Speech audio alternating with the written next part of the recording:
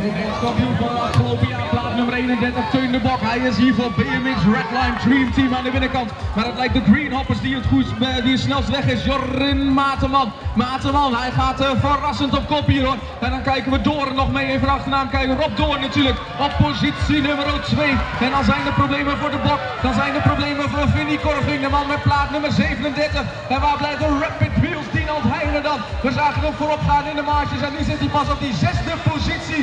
6e positie hier voor Dinant Heijnen. Verrassing hier allemaal in race nummer 8. Mateman op 1. Oh, de Bok komt helemaal terug. We zien een aanval van plaat 248. Stefan Os die er heel goed bij zit. Heijnen lijken we dan kwijt te zijn. Waar blijft Tigo Rozen dan? De man van de wheelies. Die hier op zijn thuisbaan toch maar mooi mee naar die halve finale. En langzamerhand lijken er 4 af te tekenen die we mee gaan nemen naar de finale. En daar zit bij ook de titelverdediger natuurlijk met plaat 31 Teun de Bok. We kijken naar 248. Goed gereden man Stefan Os. We gaan de Bok meenemen.